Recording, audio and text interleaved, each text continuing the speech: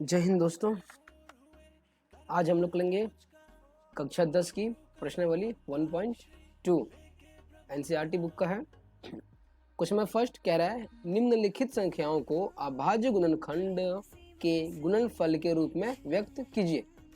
तो सबसे पहले आपको समझना पड़ेगा ये अभाज्य संख्या क्या होती है। तो आपको समझना होगा कि अभाज्य संख्या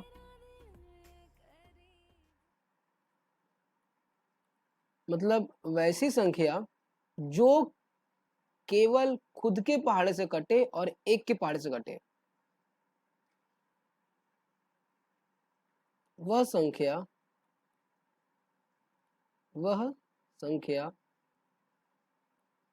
जो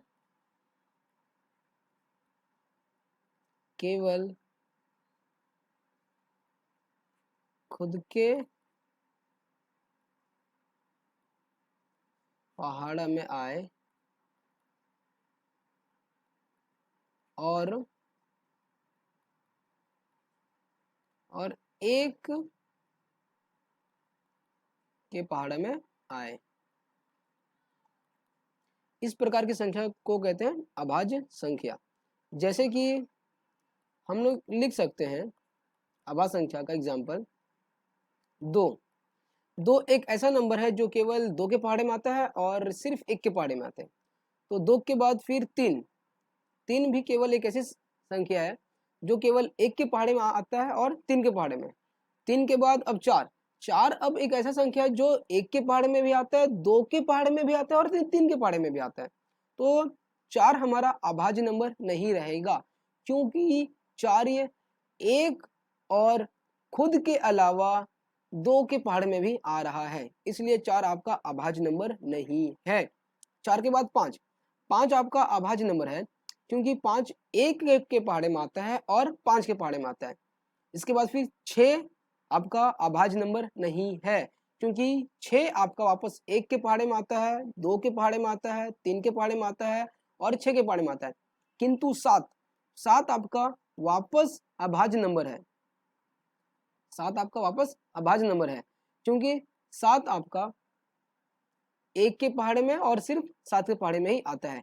इसी तरह संख्या 11, संख्या 13, संख्या 17 dot dot dot dot dot आपका सब का सब अभाज्य नंबर है। तो हमको इसको हल करने के लिए क्वेश्चन नंबर फर्स्ट का हल करने के लिए आपको अभाज्य नंबर का ही सहायता लेना होगा। तो चलिए हम फर्स्ट को हल करते हैं। आपको दिया है 140।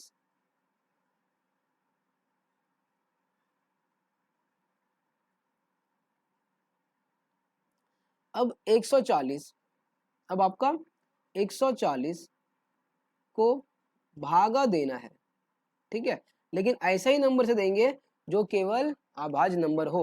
जैसे कि दो आपका अभाज्य नंबर है। जब हम लोग 140 को 2 से भागा देते हैं तो भागफल आता है आपका 70, और फिर इसको देंगे भागा 2 से। क्यों? क्योंकि 2 वापस आपका अभाज्य नंबर है।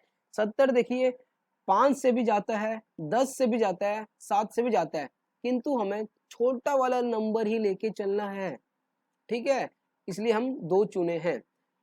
तो जब हम 70 को 2 से भागा देते हैं तो भागफल आपका आता है 35, और वापस अब ये 3 से नहीं जाएगा, 4 से नहीं जाएगा, 5 से जाएगा, तो इसको 5 से भागा देंगे हम लोग वापस।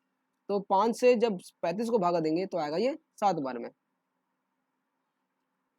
और 7 को फिर वापस 7 से देंगे तो एक बार में। तो देखिए 7 भी अभाज्य नंबर, 5 भी अभाज्य नंबर और 2 भी आपका अभाज्य नंबर हो गया। तो लिखेंगे 140 बराबर 2 गुणे 2 गुणे सॉरी यहाँ 5 आएगा, 5 गुणे 7, इसलिए 2 का पावर 2 गुणे 5 गुणे 7, ये आपका पहला हल हो गया। अब ऐसा ही करेंगे क्वेश्चन नंबर 2 को सॉल्व करेंगे। 2 का क्या है 156। 156